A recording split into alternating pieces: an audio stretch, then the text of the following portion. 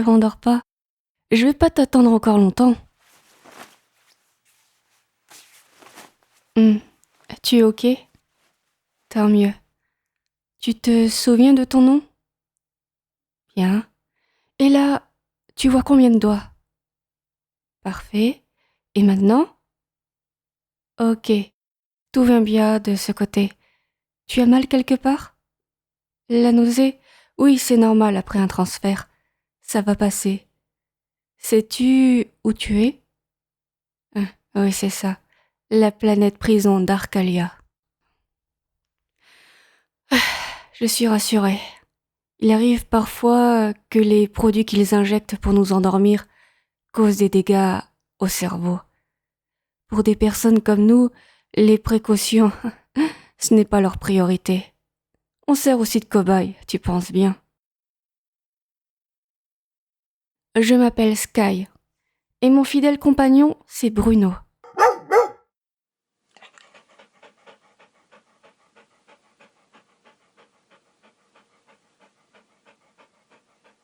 Prends ma main.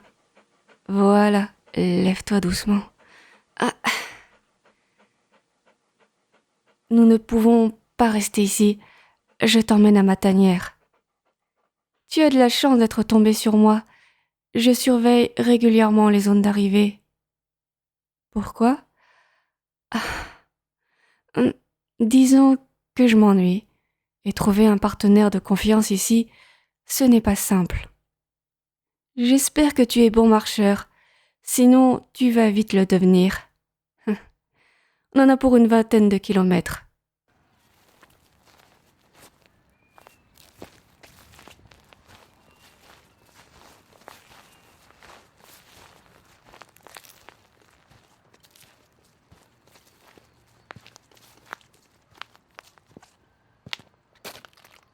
Ah, tu as peut-être soif. Tiens, ma gourde. Ça aidera pour la nausée. Bois doucement.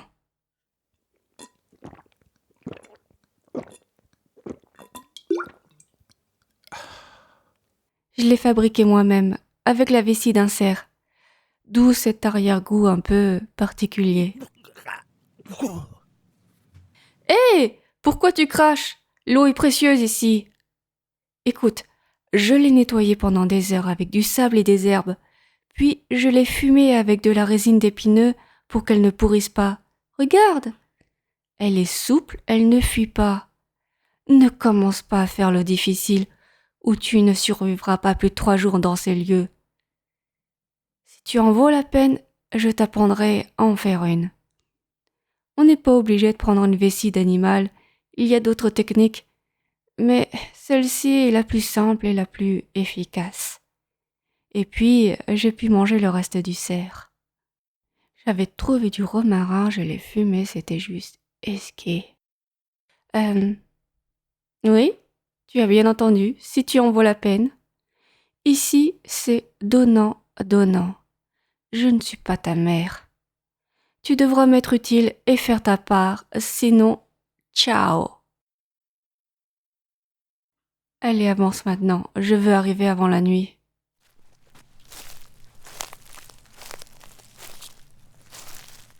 Dis-moi, de quoi tu te souviens avant d'être arrivé ici? Quoi d'autre? Ok. Il t'arrive quoi? Ah oui, j'avais oublié. C'est normal. Faisons une petite pause. Assis-toi là, sur ces grosses branches mortes. Au début, l'air ici te semble trop fort. Tes poumons ne sont pas habitués à tant d'oxygène. La végétation est tellement dense qu'elle en produit plus qu'ailleurs.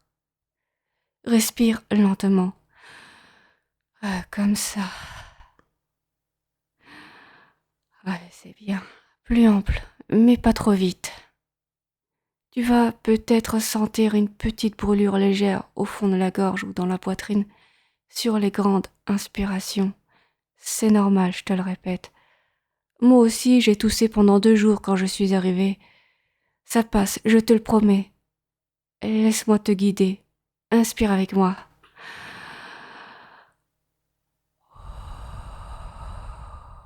Encore une fois.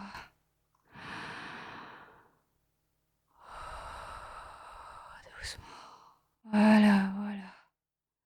Ton corps va s'habituer. L'air est plus riche ici, plus vivant. C'est pour ça que tout est si vert, si vaste.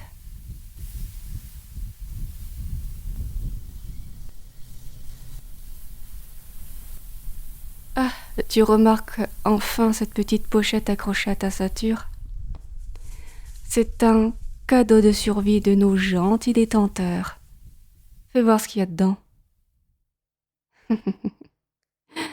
Quoi? Tu ne me fais pas confiance?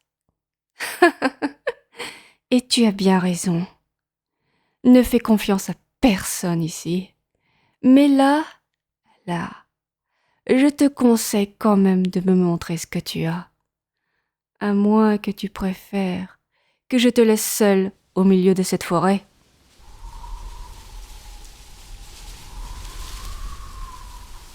Regarde autour de toi.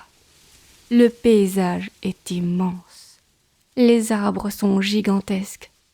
Les montagnes au loin, le mont Everest paraîtrait minuscule à côté.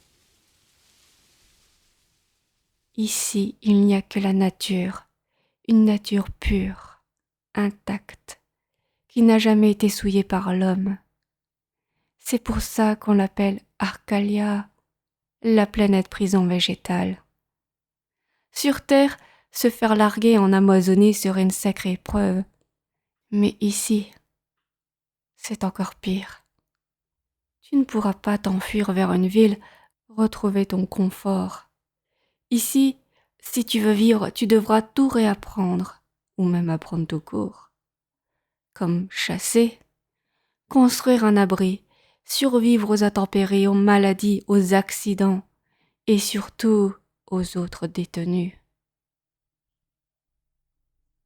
Allez, sois gentil, montre-moi le contenu de ta pochette.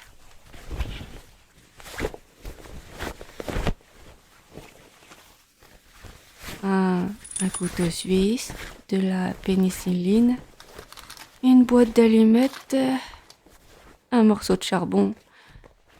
C'est pour purifier l'eau si tu ne sais pas comment faire. Un crayon et voilà ce que je voulais. Une carte, j'en étais sûre. Avec ta bonne tête, tu ne pouvais pas être un grand criminel. Quoique, on dit que ceux qui ont une tête d'ange sont parfois les pires sadiques. Tu ne comprends pas? Tu vois ce numéro tatoué sur mon épaule? Ce n'est pas pour faire joli. Toi aussi tu en as un. Remonte ta manche. Voilà. 4. C'est bien ce que je pensais, et même ce que j'espérais. Ils ne t'ont rien expliqué, hein? Tu as été largué ici, endormi, avec des vêtements dont tu ne te souviens même pas. Regarde sur ta cuisse. Tu ne l'avais pas senti? Il y a un fourreau avec un couteau de chasse dedans. Nous en avons tous un en arrivant. Quelle délicatesse de leur part, n'est-ce pas? Tu connais la signification des numéros? Les chiffres vont de 4 à 1. Certains parlent d'un 0, mais je n'en ai jamais vu, et je préfère ne jamais en rencontrer. Tu as commis quoi comme petit larcin pour atterrir sur Arcalia? Tu n'es pas obligé de me le dire. De toute façon, je m'en fous. C'était juste pour être poli. Ça t'inquiète que je sois numéroté 2? Autant te raconter mon histoire en marchant. Allez, la pause est finie, lève-toi, on reprend la route.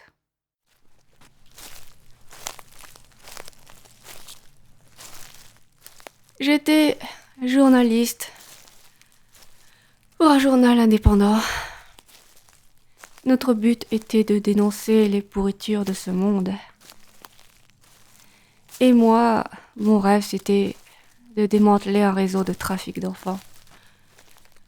J'ai un peu trop fouillé, jusqu'à remonter à des informations très sales, mais vraiment très sales, sur ceux qui nous gouvernent. Les résultats, Arcalia.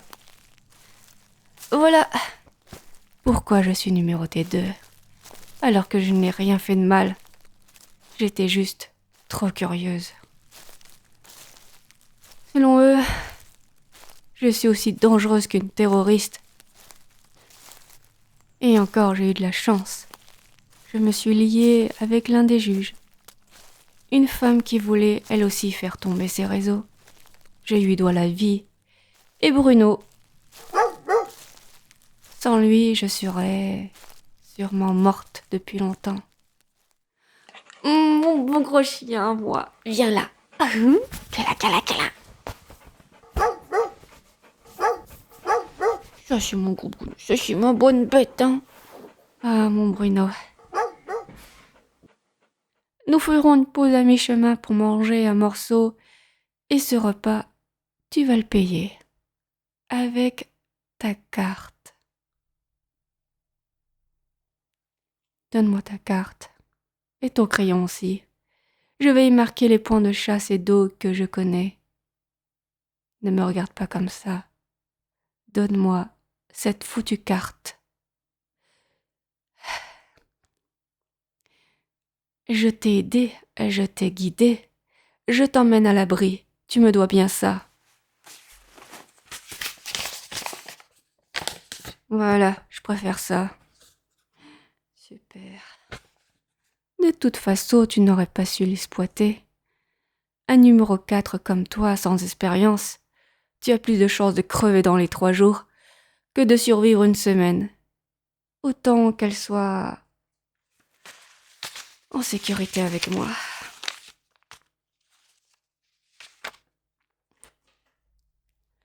Oui, comme tu peux le deviner, seuls les pauvres numéro 4 arrivent avec une carte.